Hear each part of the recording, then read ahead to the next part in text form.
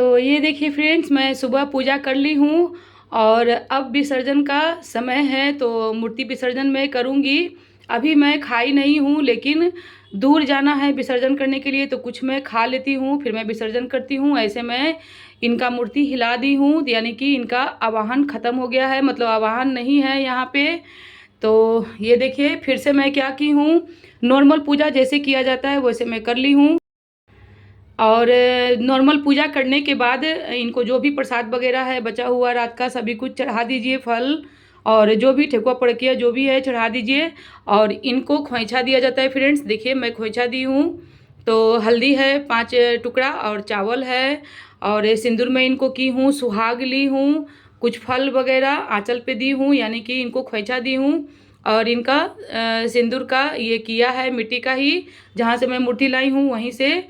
ये देखिए, तो अब बारी है फाइनली विसर्जन का, यही मैं दिखा रही हूँ।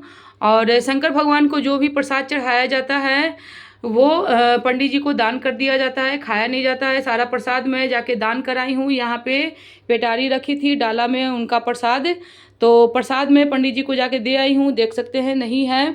और बाकी का प्रसाद मैं यहाँ पे रखी हूँ अपने लिए और अपने परिवार के लिए। तो ये पार्वती माता को चढ़ाई थी वो प्रसाद है, और भोलेनाथ को जो डायरेक्टली चढ़ाया जाता है वो पंडित जी को ही होता है। और ऐसे आप अगर कोई बर्तन में चढ़ाए नॉर्मल तो खा सकते हैं, लेकिन डायरेक्टली शिवलिंग पे तो खास करके चढ़ाने के बाद वो पंडित जी ही खाते हैं, हम लोग नहीं खाते हैं। तो ये देखिए सभी का पूजा मैं कर ली हूँ, कलश में हटा दी हूँ। नारियल का कलश रखी थी तो नारियल भी तोड़ दी हूँ।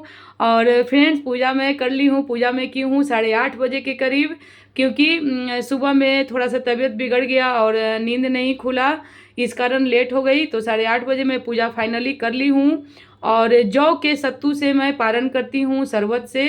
तो जौ के सत्तू और शरबत पारण कर ली और प्रसाद में खा ली। उसके बाद पंडित जी को जाके दान का सामान जितना भी था वो सब दे आई हूँ। और सुबह पे सीधा निकाला जाता है पंडित जी के लिए, चावल वगैरह, आलू चावल, हल्दी और नमक सभी कुछ निकाली थी। और जो भी अपना इच्छा हो वो उनको पैसा दक्षिणा दिया जाता है, वो मैं जाके दे आई हूँ, उनको दान का सामान दे आई हूँ।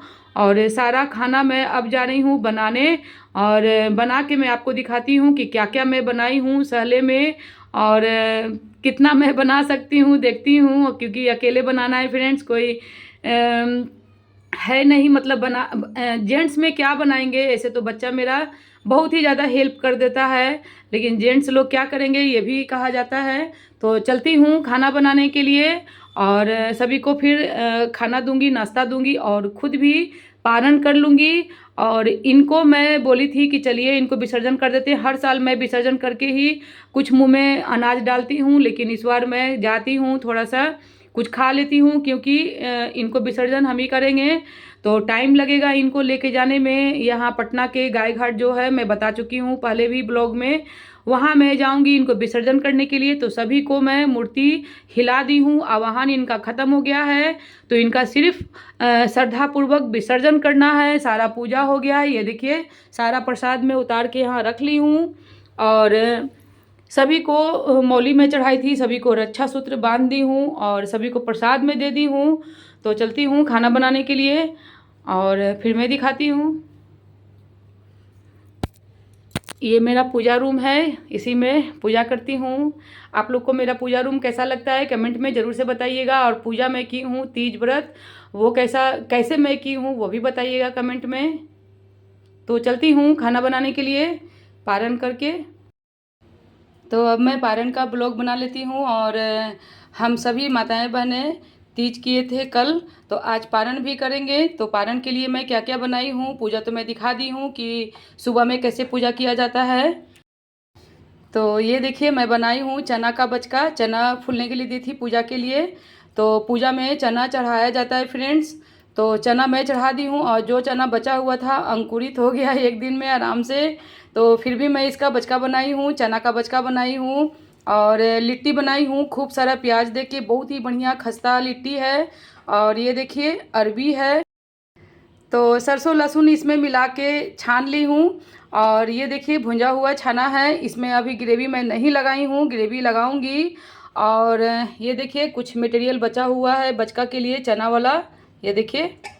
और साथ में पूड़ी भी बनाई थी, थोड़ा सा पूड़ी बचा हुआ है, कुछ आटा है। तो मैं बता दूं फ्रेंड्स, कुछ लोग हमारे यहाँ नाश्ता कर चुके हैं और मेरे हस्बैंड भी नाश्ता कर चुके हैं, और साथ में उन्हें लिट्टी और सब्जी मैं दे चुकी हूँ। लंच लेके चले गए, ड्यूटी ऑफिस चले गए। और कुछ पूड़ी बचा हुआ है, चावल मैं बनाई हूँ।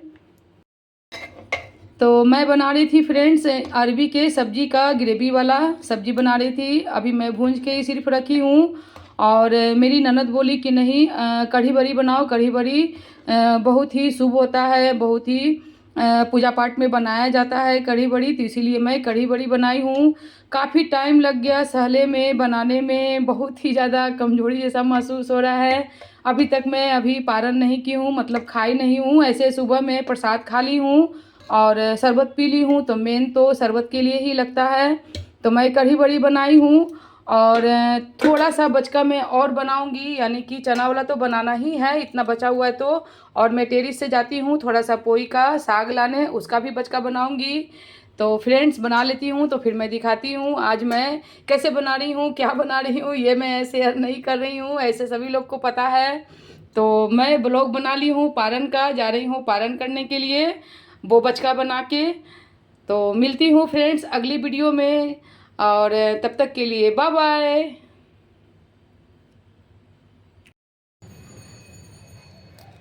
तो अब मैं आ गई हूँ टेरिस पे, थोड़ा सा पोई का पत्ता ले लेती हूँ बचका बनाने के लिए। और काफ़ी जगह हमारे यहाँ लगा हुआ है, मैं दिखाई हूँ कई बार हार्वेस्ट करके तोड़ के बचका बनाई हूँ। तो इस बार भी बना लेती हूँ। जो जो सॉफ्ट है बहुत ही ज़्यादा उसे मैं ही तोड़ूँगी। तो इसे मैं तोड़ लेती हूँ और इसका मैं बचका बनाती हूँ, तो फिर मैं दिखाती हूँ।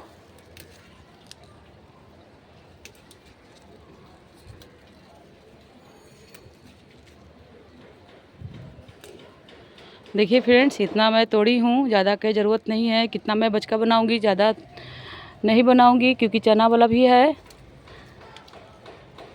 इसीलिए। तो चलती हूँ किचन में।